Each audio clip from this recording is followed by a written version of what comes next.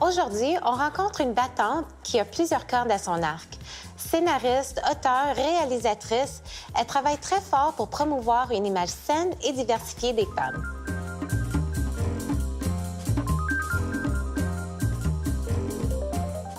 Je m'appelle Léa Clermont-Dion, je suis auteure, conférencière, animatrice, mais aussi étudiante au doctorat en sciences politiques. Ma passion, c'est vraiment le documentaire et les chats.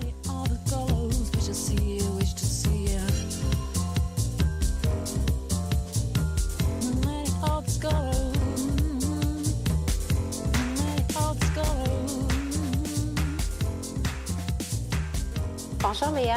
Bonjour Cindy. Merci d'être avec moi aujourd'hui sur le divan. Bien, le divan très impressionnant, oui, là, quand très même. Gracieux. Y a-t-il l'air plus grand ou plus petit que Bien, il a à la l'air télévision? moi, je trouve qu'il a l'air plus petit. Plus petit? Oui, que quand je le vois, mais je te dirais que je suis très confortable avec toi. OK, good, super. Tu sais, pendant que je faisais mes recherches à propos de toi, ta carrière, ce qui t'inspire et tout, j'ai vu ton documentaire Beauté fatale. Je sais que ça fait quelques années de ça. J'ai trouvé ça super intéressant, puis les femmes que tu avais autour de la table qui parlaient un peu de leur expérience, Ouais. puis comment que ils se voyaient eux-mêmes et comment les autres les voyaient. Je trouvais ça vraiment intéressant et touchant aussi. Alors, j'ai plusieurs questions là-dessus. Oui. Premièrement, qu'est-ce qui a inspiré le documentaire? Oh mon Dieu, c'est une longue histoire qui date, je te dirais, il y a près de déjà 13 ans, 13-14 ans. Quand j'étais enfant, j'ai souffert de troubles alimentaires comme beaucoup de, je dirais, de jeunes, OK. de plus en plus. Alors, à ce moment-là, tu sais, j'avais vraiment une mauvaise image corporelle de moi, etc. Puis c'est rapidement devenu un combat pour moi d'essayer de favoriser une plus grande diversité corporelle parce que je sentais qu'il y avait une obsession pour le physique. Et donc, c'est ça, ça a donné tout ça, cet engagement-là. La Charte québécoise pour une image corporelle saine et diversifiée, qui est un projet gouvernemental qui a été adopté au Québec, une première en Amérique du Nord aussi. Oui. Puis toute cette réflexion-là m'a amenée à écrire un livre, La revanche des moches, qui s'intéresse à la question. Super de beaux titres en passant. Je trouvais que ça fait parler comme ça. C'est punché, mettons. Oui. Et après, donc, le film est arrivé un peu naturellement, mais tu vois, ça fait quand même quelques temps de ça, mais c'est des années de réflexion, finalement, qui ont abouti à Beauté fatale. Oui. Wow. Mais comment tu as choisi les femmes que tu as amenées dans le documentaire? Oh mon Dieu, je pense que ça dépend vraiment du propos que je cherchais. Tu sais, dans la deuxième partie, tu vas avoir des Micheline Langto, etc., des femmes qui sont vraiment inspirantes, là, je pense, sur cette question-là. Mais je voulais aussi avoir d'autres perspectives qui me permettaient finalement de bien comprendre et cerner l'enjeu. Donc, ça dépendait vraiment du propos. OK. Tu sais, pour être franche, c'est un travail d'équipe, donc avec mon réalisateur puis avec la scénariste. Donc, on a réfléchi sur cette question-là. Puis c'était vraiment selon le propos des filles. Ouais. Et je sais que, tu sais, ça fait quand même 3 ans, mais on dirait que c'est un sujet qui revient Ouais. souvent, surtout de nos jours avec les réseaux sociaux, puis le fait que les jeunes commencent si jeunes à avoir des comptes Instagram et Facebook et tout ça. Est-ce que c'est un sujet que les gens te ramènent souvent à ça, à cette discussion? Bien, je trouve que oui, c'est un sujet qui est souvent ramené, je pense. À la fois, on a fait du progrès. Il y a de plus en plus de diversité corporelle dans les magazines, etc. On revendique des formes. Même, je dirais que le modèle d'extrême maigreur, là, il est vraiment plus tout à fait hégémonique ou majoritaire, tu sais. Mais paradoxalement à ça, je ne sais pas ce que tu en penses, tu es sûrement sur Instagram, je trouve que les nouvelles générations, des fois, sont beaucoup portées, tu sais, là-dessus. Oui, très. Et je veux dire, tu corriges tes photos jusqu'à n'en plus finir. Ah, les tu filters. vis à travers le like, l'approbation sociale, finalement, des autres par le physique. Puis de plus en plus jeune, je trouve qu'on valorise vraiment à travers la beauté et la reconnaissance, souvent des gars, là, pour les filles, mais de plus en plus, c'est le cas pour les gars eux-mêmes également. Donc, pour moi, c'est comme tellement un sujet d'actualité. Très. Puis, veux pas, là, quand on regarde Instagram puis qu'on regarde les critères de beauté qui sont parfois un peu irréalistes, on se sent un peu mal. Ben, la moitié du temps, pas, ils sont là. même pas réalistes. C'est Ouais, les c'est filters, on peut tout. On peut amincir, on peut élonger le visage. On peut grossir les fesses, grossir Oui. les seins, tu sais, on peut tout changer. Donc, je pense que c'est encore d'actualité. Oui. je trouve ça inquiétant. Parce que j'ai une petite nièce, elle a à peine 5 ans. Puis, tu sais, à son école, c'est la seule petite fille noire dans son école. Et tu vois déjà qu'elle se compare, puis elle comprend pas pourquoi elle est différente, ou pourquoi ses cheveux font pas la même chose que les cheveux de tout le monde. Et, tu sais, puis je trouve ça dommage qu'elle n'arrive pas à voir des exemples qui lui ressemblent. Tu sais, à la télévision, il n'y en a pas beaucoup. Maintenant, c'est mieux pour les poupées, pour les petites filles. Toutes les couleurs, ça a beaucoup amélioré. Quand moi, j'étais son âge, il n'y avait pas ça. Alors, comme tu dis, il y a un peu d'amélioration, mais il en reste beaucoup à faire. Oui, puis c'est vrai que tu as raison. Je veux dire, c'est un modèle blanc. Un modèle de femme blanche qui... Un standard européen. Oui, un standard européen. Puis moi, des fois, quand je vois des Beyoncé, ça me fait du bien aussi de dire, OK, il y a peut-être aussi autre chose. Tu sais, il y a d'autres modèles, mais il y en a peu. Puis je pense qu'il est unique. Puis c'est ça le problème. Donc, une petite fille asiatique ou une petite fille noire ou une fille... En tout cas, peu importe, plus ronde, je sais pas, bien, elle se voit pas là-dedans. Ouais. Il n'y a pas de représentation. Il n'y a pas de représentation. Puis c'est plate parce que dès l'enfance, une image corporelle négative peut être développée ou une image malsaine de soi. Tu sais, je pense qu'il y a à peu près 48 des enfants qui ont un regard négatif sur leur poids. Wow. De 2 à 5 ans. Oui. C'est vraiment plus important, je pense, qu'on le pense. Donc, il ne faut pas banaliser ça. Non, c'est sûr. Toi, personnellement, qu'est-ce qui t'a plus affecté? Est-ce que c'est la télévision? Est-ce que c'est les jouets? Sais-tu où ça vient, cette... Je pense que c'est l'environnement médiatique, l'environnement culturel dans lequel j'ai été élevée. Puis c'est sûr que les parents, ça a une grande influence. Mais tu sais, je ne suis pas née sur Facebook. Je suis pas née sur Instagram. Donc, j'imagine que ça va être encore plus croissant, les influences là, qui vont avoir une incidence sur le développement des jeunes. Moi, personnellement, bien, c'est ça. C'était les médias, c'était la famille, mais c'est ça. C'est tout, je te dirais, ce cocktail-là qui va t'influencer puis qui m'a influencée. Et maintenant, en tant que femme, et maintenant que tu es au courant de comment les médias et tout influencent les gens, est-ce que tu trouves que c'est un peu plus facile de gérer ces insécurités puis les pressions sociales? Comme personnellement, là, oui. Moi, ça va. Tu sais, ça va. Je gère bien mes insécurités. J'accepte mon corps comme il est. J'accepte mon visage comme il est. Puis, je veux dire... Bon, je mesure pas 6 pieds, puis j'ai pas des énormes seins, puis...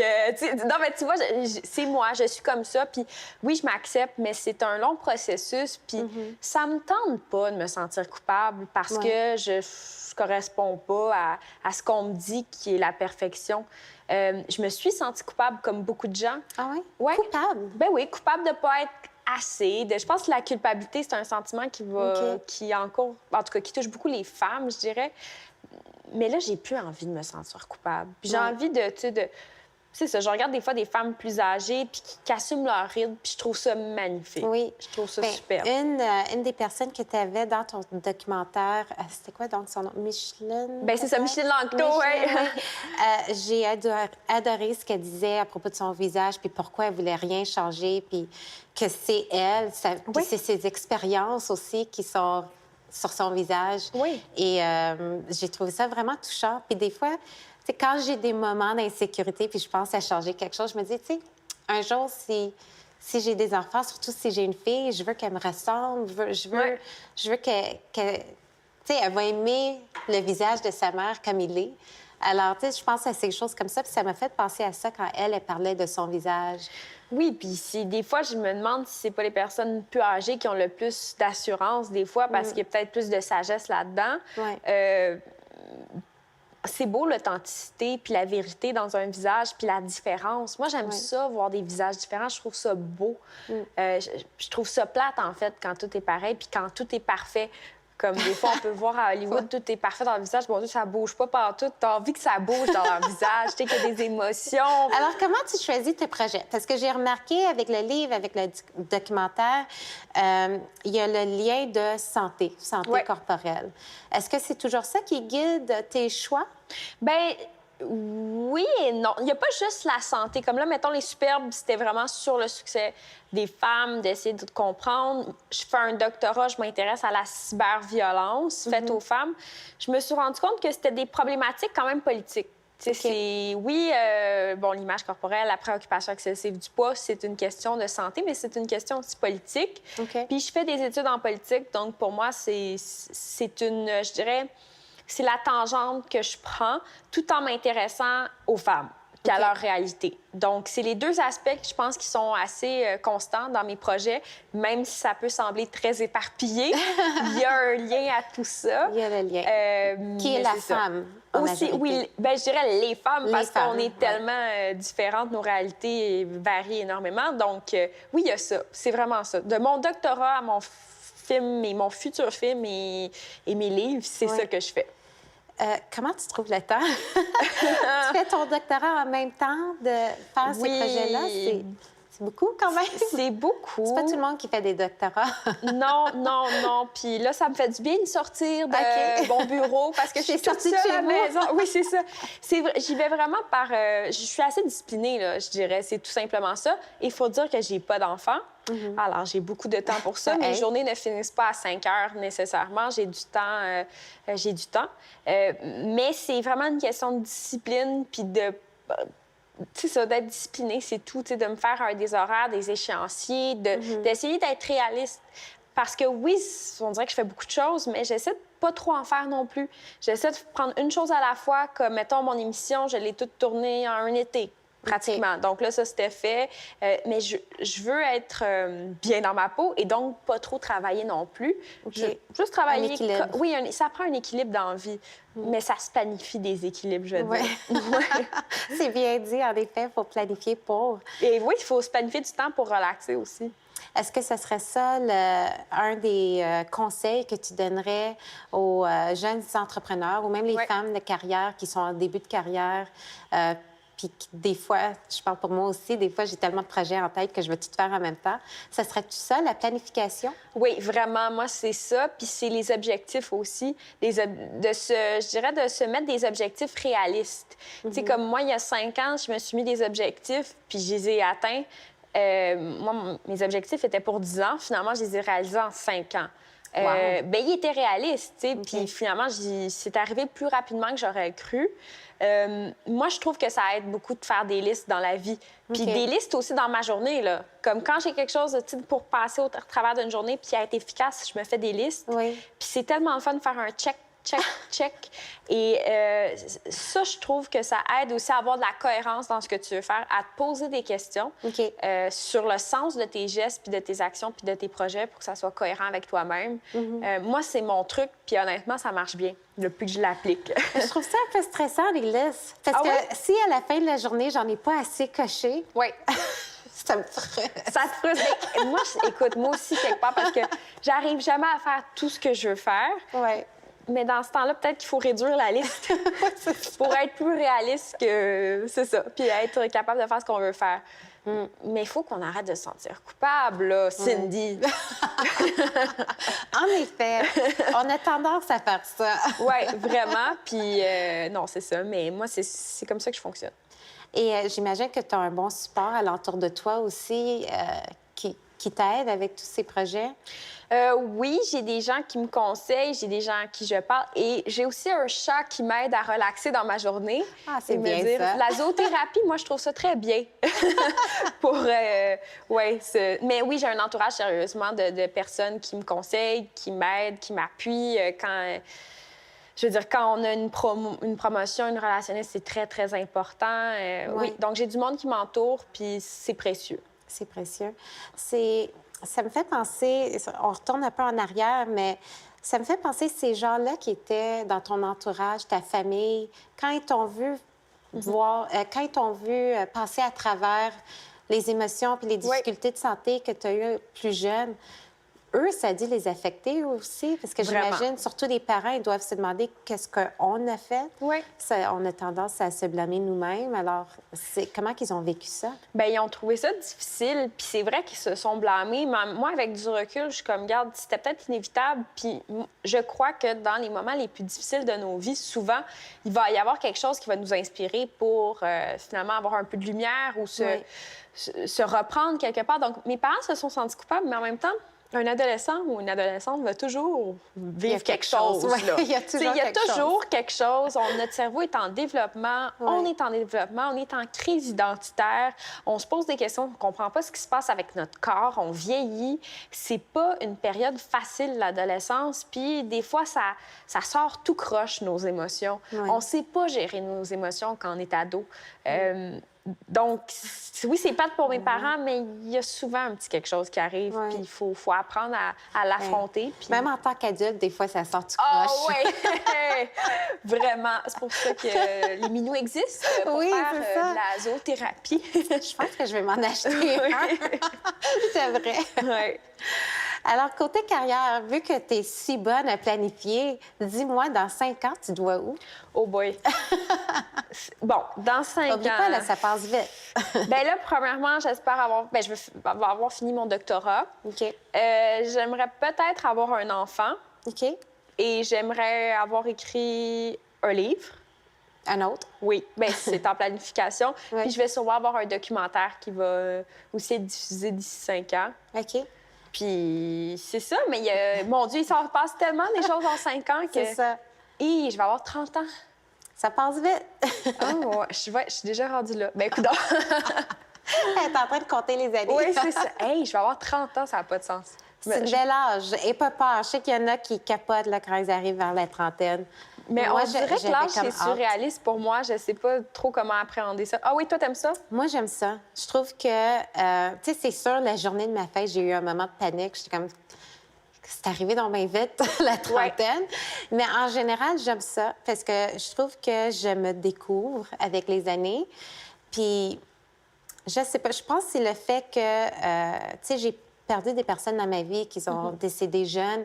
Alors, je trouve que c'est un luxe de pouvoir vieillir. Ah oui. Tu comprends? Oui, vraiment.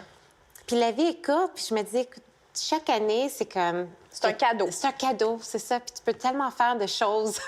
Oui, c'est vrai. Mais j'ai pas tant peur de vieillir, là, personnellement. Mais même, je pense qu'on prend de la maturité puis de la sagesse, puis on apprécie plus, justement, ce qu'on a. Oui. En effet.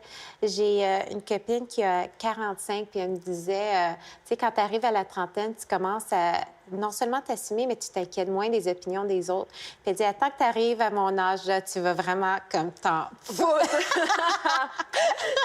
Ben, j'ai hâte d'arriver à ce moment-là. C'est ce que j'ai dit. On a épanoui, c'est vrai, à 50 ans. Oui. Je suis pas rendue là encore. Oui. Mais j'ai hâte d'être à ce point. Mais à 20 ans, on l'est pas, je pense. Non. 25, ça commence, mais pas vraiment non plus. Même à 25, je te dirais... C'est partiel. Oui, je te dirais c'est vraiment plus proche de la trentaine. Puis même là maintenant, je vais avoir 33 bientôt. Là, j'y pense, je commence. 33? 33 bientôt. Christ. Ah, bon. C'est ça. Puis je me dis que c'est ces 2 dernières années où est-ce que je m'inquiète moins de faire plaisir à tout le monde, d'être sur la même longueur d'onde avec toutes mes amies, puis des affaires comme ça. Ouais. J'y passe moins. Avant, je me disais, peut-être que je fais trop de choses, je devrais savoir qu'est-ce que je veux faire le reste de ma vie. Puis, mais non, mais c'est ça, c'est lâcher prise aussi. Oui. Oui. Je pense que ça a été une de mes plus grosses leçons, c'est de lâcher prise. Bon, ben je vais prendre en note pour ce qui s'en vient. Oui. Bien, tu sais quoi, j'aime vraiment et j'apprécie le travail que tu fais dans la communauté, surtout pour l'image de la femme, parce que c'est quelque chose qui affecte les femmes de plus en plus jeunes. Oui. Puis comme je te dis, je pense beaucoup à ma nièce, puis comment qu'elle elle va grandir dans ce monde de réseaux sociaux Ah oui, qui puis on se le m'inquiète beaucoup. demande. Oui, on est inquiète, je pense. Oui, alors continue. Ben, merci Continue ton beaucoup. beau travail. Merci. Puis merci pour les beaux conseils, puis je vais faire ma petite liste demain matin. Ben, tu m'en donneras des nouvelles. Oui. La petite liste de Cindy. Exactement. Et merci à vous de vous joindre à nous pour un autre épisode des Divas du Divan. À la prochaine.